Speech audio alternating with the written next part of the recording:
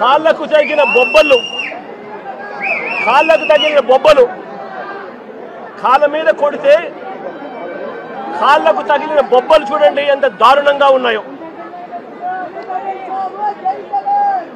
ఇది జరిగిన తర్వాత మళ్ళీ స్టేషన్కి తీసుకెళ్లారు.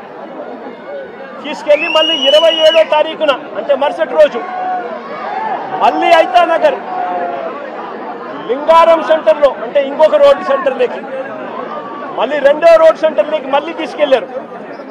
తీసుకెళ్లి పట్ట పగలే మళ్ళీ రోడ్డు మీద రెండోసారి కొట్టారు. పట్ట పగలే రోడ్డు మీద మళ్ళీ రెండోసారి అతి కిరాతకంగా కొట్టారు. కొట్టడమే కాకుండా 3 రోజుల నుంచి వీళ్ళు స్టేషన్లోనే ఉండారు. వీళ్ళ పోలీసులు అదుపులోనే ఉండారు. 25వ తారీఖున తీసుకొచ్చారు. 26వ తారీఖున వాళ్ళ దగ్గరే పెట్టుకున్నారు. 26వ తారీఖున రోడ్డు మీద కొట్టారు. రాత్రంతా వాళ్ళ దగ్గరే పెట్టుకున్నారు. 27వ తారీఖున మళ్ళీ ఇంకో రోడ్డు దగ్గరికి తీసుకొచ్చారు. అంటే 3 రోజులు వాళ్ళ అధీనంలోనే ఉన్నారు. ఉన్నప్పుడు వీళ్ళు నడు రోడ్డు మీదకి తీసుకొచ్చి విక్టర్ జోబీలో అంటే జూనియర్ అడ్వకేట్ జోబీలో ఒక కత్తి వీళ్ళే పెట్టి ఇద్దరు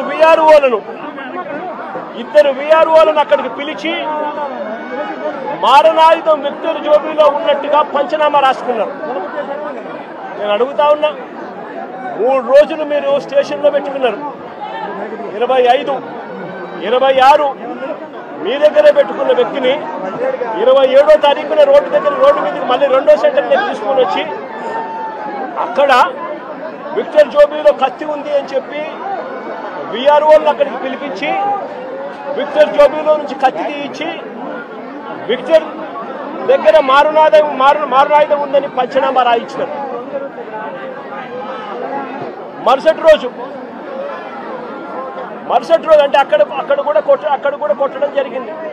ఆ తర్వాత మరుసటి రోజు అంటే ఏప్రిల్ 28వ తారీఖున కోర్టులో హాజరుపరిచారు. కోర్టులో వీళ్ళు హాజరుపరచడానికి మునుపు వీళ్ళు డాక్టర్ దగ్గరికి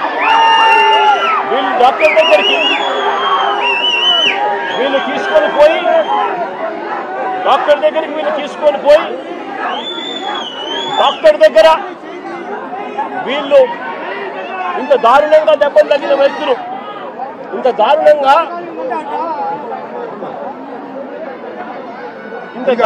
కొడితే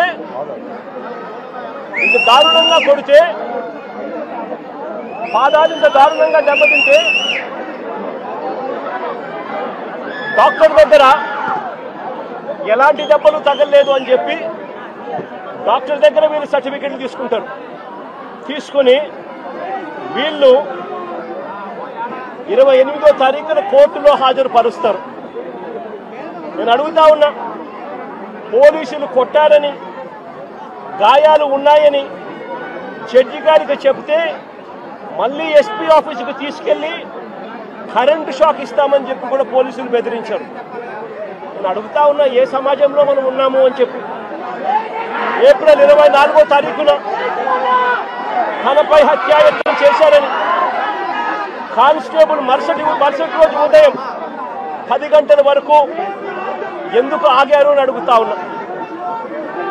వీళ్ళు పోలీసులు చెప్పే మాటలు వాస్తవమే అయితే 24వ తారీఖున ఘటన జరిగితే మరుసటి రోజు 25వ తారీఖున పొద్దున 10 గంటల దాకా తనపై హత్యాయత్నం చేయడానికి ప్రయత్నం జరిగింది అని పోలీస్ కానిస్టేబుల్ ఎందుకు మరుసటి రోజు ఉదయం వరకు ఎందుకు ఆగారు, ఎందుకు చెప్పలేదు అని అడుగుతా ఉన్నా. పైగా ఈ పోలీస్ స్టేషన్ కేవలం కిలోమీటర్ దూరంలో ఈ అంబేద్కర్ విగ్రహానికి ఎక్కడైతే ఘటన జరిగిందో అక్కడికి కేవలం కిలోమీటర్ దూరంలోనే పోలీస్ స్టేషన్ ఉంది. నేను అడుగుతా ఉన్నా, అసలు సివిల్ డ్రెస్ లో ఆ ముగ్గురు దగ్గర సివిల్ డ్రెస్ లో కానిస్టేబుల్ ఈ అంబేద్కర్ కాలనీ అంబేద్కర్ విగ్రహం దగ్గరికి ఎందుకు వచ్చాడు అడుగుతా ఉన్నా లాజికల్ క్వశ్చన్. వచ్చిన ఈ కానిస్టేబుల్ ఈ ముగ్గురు పిల్లలతో ఎందుకు గొడవ పడ్డాడు అని అడుగుతా ఉన్నా.